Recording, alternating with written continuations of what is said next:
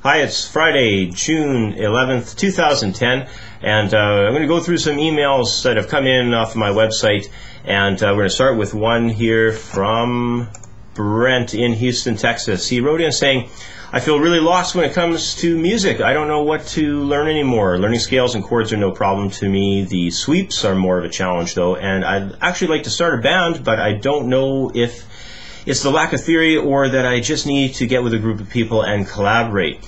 Any insight or advice would be much appreciated. So thanks for writing in, Brent. Let's just start off with the fact it's too bad you're kind of feeling a bit like you don't know what to do with your music and it's getting frustrating for you. We all go through that, first of all. So, just realize that's a really normal part of it all. And, there's three things that you always got to stay on top of. Even if you've finished music college and you're an advanced musician, I consider them to be transcription, improvising, and composing. I think it's really important, like all three of them really push you to use your ear to a good level, and especially playing what you hear inside your head. Improvising and composing especially really force you to play what you hear in your head. Transcription work is great too because it forces you to be very discerning and to listen closely to other instruments and pushes in timing and so forth. Rhythmic concepts. Composing is important because it kind of stretches you as a musician.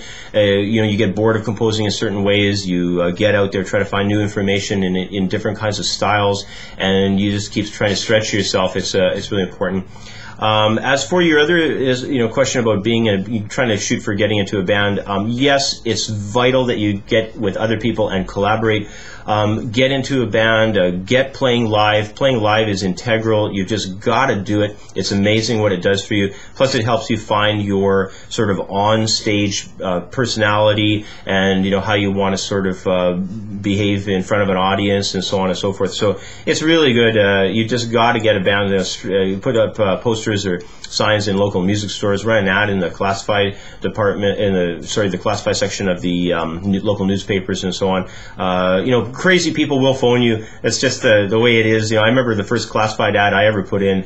Some guy, he phoned me like 17 times, and he was just absolutely loaded every time he'd phone me, and he'd be just drunk or high or whatever, and he'd be yelling into the phone, I got beer here, and I got my drums set up, well, come on down. Obviously I never phoned him back, but yes, crazy people will phone you. It's just, there's crazy people in the music industry. So anyway, let's go to a new question here. We got a question from Jason. He's writing in saying, I'm wrapping up my first year teaching guitar at a local music store, and they asked me to come back in September. Okay, that's good. However, I don't want to because the owners are very demanding of my time aside from doing the teaching. With things like store meetings, employee team outings, you have that in quotations, and other team building, you got all this stuff in quotations here, team building activities through the owner's church. Okay, and you put here in parentheses, I'm not religious. Okay, so I'm seeing all this conflict of interest stuff going on. So yeah, your next statement here. Okay, should I try striking out on my own? Of course, I think you should. Because it's not the right fit for you here. My last week of teaching is the week of June 21st. I would like to tell my students I will be teaching out of my home. Oh, come September. Okay, well, that makes sense. Do you have any suggestions for me regarding all of this? Okay, well, you could definitely, it's at the end of the year. It's not like it's the middle of the year and you're trying to swipe a bunch of your students and bail on the store and, get into competition with the store. It's the end of the year. It sounds like things are wrapping up for July and August. So, yeah, you're bailing out of the place. Definitely tell your students. And, I wouldn't go as far as maybe giving handouts or anything, poster bills or something saying, yeah, this is my new teaching studio. I wouldn't do that in the store. I would just kind of be pretty cool about it, casual. Maybe you could request students' emails and get their email addresses, send out kind of a mass email when you've got some more information about the teaching you're going to be doing out of your house. But always when you're sending group emails to a list where there's a bunch of people that don't know each other, remember to BCC the email. Never CC, never carbon copy emails. Always blind carbon copy the email so that no one can see other people's email addresses, because people get really pissed off about that kind of stuff. So they won't like you much if you spam them with a whole bunch of other people's emails showing in a CC'd email. So always keep that in mind.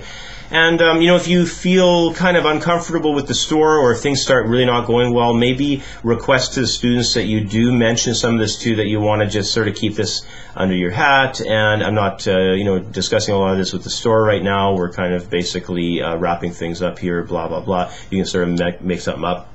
But I'd probably keep it on the pretty low-key side, and just make sure that you basically aren't being too rude to the place you're leaving. Never burn bridges. That's sort of a key element there. Never burn bridges in the music business. Okay, last question here is coming from Art out in Toronto, Canada. He says here, I'm in a band playing some covers and some originals, and we play out around 2 or 3 times a month. Another band that our drummer also plays in asked me to play as a substitute guitarist for a gig they're doing in mid-August. Oh, good for you. That's cool. There are 19 songs in their set list that I do not know, and these guys are lazy guys, not too keen on rehearsing. They sound like professional musicians already. Any tips for me on learning all these tunes? Is it okay to have a cheat sheet on stage? Some of the MP3s I've found for the songs I have to learn are out of pitch. Is there any kind of free pitch correction software that you know of? Okay, that's kind of a lot of questions. Let's kind of just fire through them quickly here. For the songs side of it all, make sure you know the keys, because in bands, singers often transpose stuff. Know the arrangements, because in club acts, a lot of times entire sections of a tune can be completely eliminated, so know the arrangements. And try to be as much in contact with the guy who seems like the band leader. Almost kind of, and also kind of insist at least that you get 1 or 2 rehearsals. 2 rehearsals would be kind of ideal. Hopefully these guys aren't too lazy, but try and shoot for at least 2 rehearsals so that you guys can, blast through at least the tunes you don't know. And yes, cheat sheets, definitely, sure, yeah, absolutely. Put some stuff on top of your amp if you need to. Glance over and look at anything. And if there's a lot of stuff with like longer arrangements that you're not too sure of, keep a music stand on stage off to the side. And always remember to bring a small light. I use a lot of times one of those little LED clip-on things. I forget what it's called. Maybe I'll find the name of it. I'll put it in the box underneath there, so you can see what this thing is that I use. Yeah, because a lot of stages in clubs can be really dark, especially if you have to shove a music stand off to the side or something. Just for glancing at. But yeah, cheat sheets are great. Hopefully these guys understand that it's just like one gig here. So, or maybe they'll hire you back in the future and you'll get to know those songs over time. Who knows? Maybe they'll even ask you to join their band. You never know. Now, as far as pitch correction software, the only free one I've ever heard of is this thing called G-Snap. But I've never used it personally, and I've heard just mixed reviews about it. So you could try it. It's for Windows, I believe. But if you want to get something really decent for Windows, check out Adobe Audition. It's really nice. And then for if you're looking at something for, let's say, Apple, check out Apple Logic Pro. Logic is great. Anyway, that's about all the time I have for. Hopefully I've helped out a few folks with some of these questions that they're sending in, and appreciate all of the questions that do get sent in all the time. And I'll be blogging next week. Take care, everybody, and we'll catch up with you then. Bye for now.